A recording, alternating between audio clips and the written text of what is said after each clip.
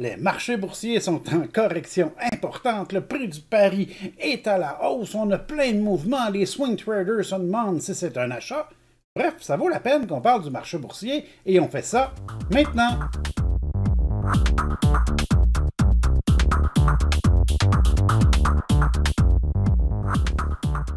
Bonjour à tous, mon nom est Mario Lamoureux et bienvenue sur bourse1.com. Cette semaine, on parle de deux choses. On parle de la correction du marché boursier qui a été quand même assez importante et on parle de la performance des pétrolières qui, ma foi, est juste phénoménale. C'est vraiment des très très belles transactions à avoir fait et même c'est le secteur de l'heure, hein, donc c'est quelque chose qu'il faut regarder. Bien, on regarde ça tantôt. Au niveau de l'indice du marché, on a eu une correction importante. Hein. Si on inclut là, les 10, 12, 15 derniers jours, on a Nasdaq qui a corrigé de 15 800 à 13 500, une correction quand même assez marquée. On vient perdre un 2000 points, ce qui est quand même assez important sur la Nasdaq, une variation en pourcentage quand même assez marquée, un mouvement évident, et juste à regarder le graphique, on voit très bien qu'on vient chercher les creux de mai, les creux de mars, et on a presque atteint les creux de fin février. Bref, on est en train de revenir. Bref, si vous regardez ceux qui sont des investisseurs à long terme, c'est peut-être une bonne semaine pour oublier votre mot de passe au lieu d'aller voir votre état de compte et d'être découragé un petit peu. Mais au niveau de ceux qui sont à long terme, mais qui ont de l'argent dans leur portefeuille et qui attendaient une opportunité, ben là, vous n'avez pas besoin d'un dessin. C'est là, il faut... Hein? Bon, voilà. Et ceux qui transigent en swing trading, et qui transigent les cycles, évidemment, on a vu le cycle commencer, s'accélérer à la baisse, et atteindre le niveau actuel. Ben écoutez, ça vaudrait la peine que vous effectuez vos devoirs et qu'on vienne faire un certain travail de ce côté-là. C'est évident que la plupart des titres vont avoir des creux plus bas que le dernier creux. Là. On s'entend là-dessus que la correction est importante. Donc, on essaie de trouver des titres qui demeurent dans des tendances haussières correct, du moins qui se tiennent, que vous pouvez justifier d'une certaine façon. Mais on a quand même 1, 2, 3, 4, 5 jours que le marché est arrêté au niveau actuel. Et on le voit sur Nasdaq, mais on pourrait le voir aussi sur le Dow Jones de la même façon. On a un mouvement qui est quand même assez similaire, assez arrêté. On voit plus l'effet de creux, hein, le creux actuel qui est égal au creux de fin novembre, qui est égal au creux de début octobre, qui est égal au creux juste ici de juin, qui est égal au mouvement d'avril. Donc, vous voyez tous ces creux-là à peu près égales et à partir d'ici, normalement, on arrête et on rebondit. Nasdaq est allé plus bas parce que la technologie a corrigé un petit peu plus que les autres titres. Et au niveau du marché canadien, vous avez franchement quelque chose qui est très similaire à ça. Si on va chercher nos indices canadiens, on a un mouvement qui est quand même assez marqué. Juste ici, on voit très bien le creux qui est égal à l'autre creux, qui est égal à l'autre creux, pas tout à fait aussi bas. Pourquoi on n'est pas aussi bas au Canada? À cause des compagnies pétrolières qui franchement, ont aidé et qui ont très, très bien performé dans ce mouvement-là. Bon, si on prend 2 minutes maintenant pour aller voir quel genre de titre ça aurait l'air une transaction de swing trading au niveau actuel, j'avoue que c'est pas clair mon explication là, descendue, mais que la tendance est quand même assez belle. J'ai une petite liste juste ici. Oh, excusez, je vais dans mes listes personnelles. Je me suis créé une petite liste du genre de titre que on pourrait regarder dans le moment. Donc, si on va voir les graphiques de ça, c'est des titres qui sont... qui a un support très bien défini au niveau actuel et que ce support-là peut être justifié soit auparavant par des creux précédents, comme c'est le cas de Walmart, ou qui est dans un mouvement haussier quand même assez évident. Donc, j'éviterai les tendances baissières, puisque là, le support ne sera pas très solide.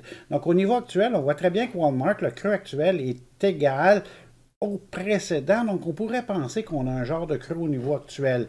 Même chose au niveau de Clorox. On a un mouvement de correction, on vient presque chercher les creux d'octobre, donc on voit un certain support là. Au niveau de Costco, on a plutôt un mouvement qu'on est dans une tendance haussière OK? On voit très bien nos creux de notre tendance haussière, on voit très bien notre retour. Et si ce mouvement-là qu'on a au niveau actuel, ça peut tenir et qu'on fait un creux, on a beaucoup d'espace pour revenir à la hausse, hein? 486 à 580, beaucoup d'espace pour faire venir une transaction en swing trading à ce niveau ici.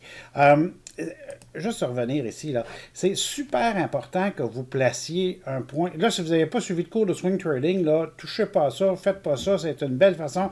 Si vous ne savez pas ce que vous faites, là, vous n'aurez jamais perdu de l'argent aussi vite que ça. OK? Fait il faut vraiment savoir qu'est-ce qu'on fait ici.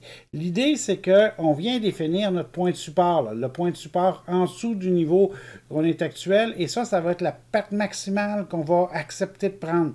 L'idée, c'est que dans un graphique, comme on a là, le prix payé par rapport à notre perte maximale, il est tout petit par rapport au potentiel de gain qu'on s'expose. Le potentiel de gain ici est très important.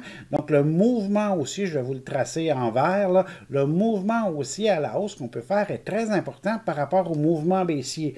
Donc, la probabilité qu'on vient dire, c'est même si j'ai raison, seulement qu'une fois sur deux, la fois que je vais faire de l'argent, je vais faire beaucoup d'argent, et la fois que je vais en perdre très peu.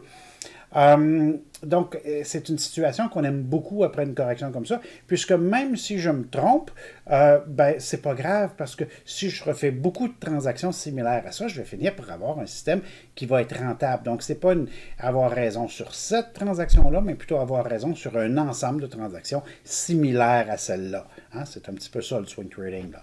Au niveau, vous avez des titres aussi qui sont très très forts. La consommation dans le moment est très forte. Des titres comme Pepsi qu'on essaye d'embarquer, qui poussent très très fort à la hausse et qu'avec la correction du marché sont venus recorriger un petit peu. Donc des choses assez intéressantes à ce niveau-là. Vous avez Nvidia qui va très bien. Bien, évidemment, on paye nos cartes vidéo quoi, à 1500 $, 2000 $. Aujourd'hui, ça n'a comme plus de sens, là. Excusez, ça c'est pour les fanatiques, les investisseurs boursiers, vous n'avez pas besoin de carte vidéo comme ça. Donc là, on est rendu à 221. Le prix de l'action était à 340 $ juste il y a quelques semaines. Donc, ça nous donne des belles opportunités de revenir. Et c'est plus une transaction de swing trading parce qu'on voit très bien que l'investisseur à moyen terme, la transaction, elle n'est pas mûre au niveau actuel. Définitivement pas. Le swing trader, lui, va plus définir un creux. Et puis, c'est pas grave s'il a tort une fois ou deux, puisque lorsqu'il va avoir raison, mais il va probablement essayer de faire de 221 à 300. Donc, s'il fait une transaction puis il perd $1, c'est pas grave, il en fait un autre, il perd encore une fois $2 parce qu'il ne va pas dans la bonne direction, c'est pas grave non plus. La fois qu'il va en faire une, il va aller chercher 30-40 $ sur sa trade, donc ça va venir tout compenser ce mouvement-là. C'est un petit peu ça qu'on va essayer de faire avec le swing trader. Donc, Apple, donc tous les exemples que je donne là, c'est plus des mouvements de swing trading. Il est déjà parti. C'est un bel exemple. Donc, on a nos creux, puis notre retour à la hausse. AMD, on le voit très bien revenir, pourrait faire un creux au niveau actuel qui est égal au niveau précédent. Microsoft aussi. Bon, puis là, je vous montre des graphiques. Là. Je ne veux pas que vous achetiez pas en toutes ces compagnies-là. C'est pas ça que je veux que vous fassiez. Je veux que vous compreniez qu'est-ce que vous devriez rechercher. Ça devrait ressembler à quoi comme mouvement sur le graphique au niveau actuel. Donc, Costco aussi à peu près égal au dernier creux. On pourrait une stabilisation. C'est un titre qui a fait un nouveau récemment. Donc, ça, c'est le genre de pattern que j'aime, là. On a fait un nouveau récemment dans un genre de tendance haussière. On revient quand même assez profond. Et je veux dire, 64 à 55, c'est 9 $ de correction. Là. Si vous faites de 55 puis vous rajoutez 9 $, c'est quand même un bon pourcentage que vous pourriez faire en 10-15 jours. Donc, c'est le genre de transaction qu'on va venir essayer de faire en swing trading dans le moment, dans la position actuelle. Donc, je vous montre, évidemment, vous allez revenir ça, vous allez faire vos recherches, trouver vos titres dans un range de prix qui vous semble plus intéressant. Mais c'est le genre de pattern. Donc, des titres qui viennent de faire des nouveaux hauts, qui sont revenus ou qui sont quand même dans des tendances haussières raisonnables, ou juste des titres qui restent sur eux-mêmes, mais que le creux est quand même assez solide. Donc, ça, c'est ça qu'on va regarder. Bon, maintenant, il faut qu'on parle des pétrolières, parce que les pétrolières, tabarnouche. Pour parler des pétrolières, le premier élément qu'on aurait besoin, ce serait de notre prix du baril. Donc, on va encore une fois dans nos listes de trading, on va dans nos matières premières, et vous allez chercher tout simplement le prix du crude oil. Juste ici, on est rendu à 87. On vient de pousser à la hausse. On vient de faire un nouveau sommet. Vous vous souvenez, ceux qui ont lu des articles de blog de l'année dernière, J'ai passé mon temps à dire que quand le prix du baril au Canada vient traverser le niveau de 50, 55, 60 dollars, l'ensemble des compagnies pétrolières au Canada deviennent extrêmement rentables. Et ce que de beau pour les pétrolières, je le sais, je l'ai dit 30 fois, mais je vais leur dire, ce que de beau pour les pétrolières, c'est que c'est juste des coûts fixes, mais ils vendent à un coût variable. Alors, quand on vient dépasser nos coûts fixes, tout ce qu'on vient faire au-dessus de 55, 60, là, ça dépend d'une compagnie à l'autre, là, mais c'est du profit pur. On imprime de l'argent, c'est juste ça qu'on fait avec des pétrolières. Donc, quand on vient traverser ces niveaux-là, c'est extrêmement rentable. Et j'étais tout excité, si vous vous souvenez, quand le prix avait atteint 50 $. Et là, on est rendu à 87. Je me tiens plus, tout simplement. Je vous ai écrit 2 articles de blog l'année passée, mais je vous en avais écrit un il y a 18 mois. Fait que ça vaut la peine qu'on aille chercher ça. J'ai un article du 12 juin. J'ai écrit un article de blog aujourd'hui, lisez tout ça. Toutes les compagnies que je vais vous nommer là, ils sont tous dans l'article de blog. Je vais vous montrer, puis je vais vous montrer l'évolution graphique de ces compagnies-là. On change de logiciel parce que je vais avoir un graphique sur 2 ans. Et on va aller vous chercher quelques succès. Commençons par un qui pourrait vous exciter un petit peu. Ah, pourquoi pas, hein?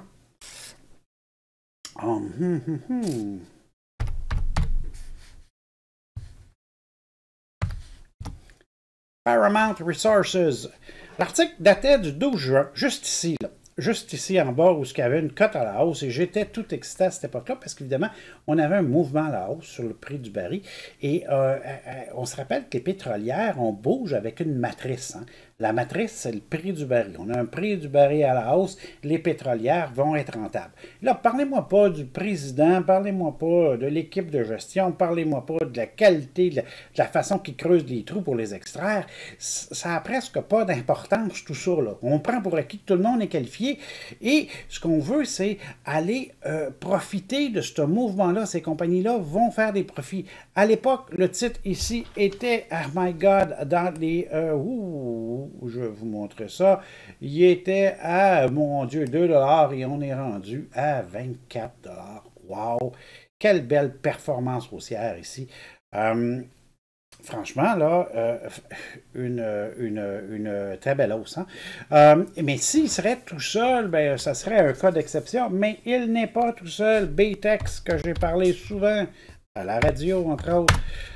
Baytex, juste ici, était, lui, à 50 sous. Vous voyez, on est rendu à 4,55. Arthabasca, ATH. Arthabasca, on était à quoi? 20 sous et on est rendu à 1,30. Et on pourra aller chercher Whitecap qui était à 2 $, on est rendu à 8,50, etc. Bref, il y en a une liste complète. À l'époque, je vous avais publié une liste et je vous suggérais une liste d'entreprises. J'ai pris la liste d'entreprises exactement de l'article de blog. Je les ai mis à jour en date d'aujourd'hui et je vous donne les profits sur chacune des compagnies. Ce que j'aimerais que vous reteniez dans tout ça, puis c'est ça qui est la partie importante. Là. Je ne veux pas que vous reteniez que... vous pouvez retenir que l'article de blog était super bon, mais vous devriez le lire à toutes les semaines. Oui, ça, vous pouvez faire ça. Mais ce que je veux surtout que vous reteniez, c'est qu'on avait un mouvement de secteur et que lorsqu'on vient investir à moyen terme, lorsqu'on cherche des investissements de 3, 6 mois, assez courts, là, donc 1 an peut-être, ce genre de trading-là, le mouvement d'un secteur est le facteur le plus important.